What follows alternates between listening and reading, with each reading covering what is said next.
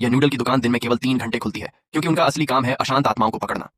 वहां काम करने वाले सभी लोग अलौकिक चीजों को नियंत्रित करने में निपुण हैं। हर किसी की अपनी एक विशेष क्षमता है। अन्ना आत्माओं की उपस्थिति महसूस कर सकती है। अचानक उसने जो हाथ में पकड़ा था उसे फेंक दिया और रसोई में दौड़ गई तथा सभी को चेतावनी दी कि पास पास एक लेवल 2 शायद लेवल 3 आत्मा उपस्थित हो गई है।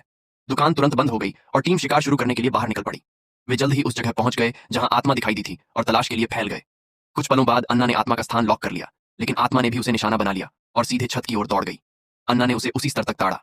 आत्मा ने उसकी ओर एक बार देखा, फिर अगली इमारत पर कूद गई और उसे एक व्यंग्यात्मक मुस्कान दी। जो यह उम्मीद नहीं कर रहा था वह यह था कि अन्ना भी उतनी ही आसानी से कूदकर पार हो गई। उसके सहकर्मियों की मदद के बावजूद वे अभी भी आत्मा को पकड़ नहीं पाए। जानते हुए कि यह संख्या में कम पड़ गया है, आत्मा ने भागने का मौका लिया, लेकिन यह उम्मीद नहीं कर रहा था कि गलती से यह किसी अन्य एक्सॉर्सिस्ट के बनाए गए क्षेत्र में प्रवेश कर जाएगा। उस क्षेत्र के अंदर एक्सॉर्सिस्ट की शक्ति कई गुना बढ़ जाती है।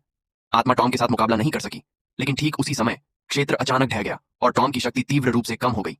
अन्य लोग वहां पहुंचने के लिए जल्दी कर रहे थे। आत्मा ने पहले ही टॉम की शक्ति सोखना शुरू कर दिया था। ठीक उस पल में टॉम के शरीर से एक सफेद प्रकाश की किरण निकली और भूमिगत सुरंग से भाग गई। वह सफेद प्रकाश जैसे एक ट्रैकिंग सिस्टम लेकर चल रहा था और अंततः एक किशोर लड़के पर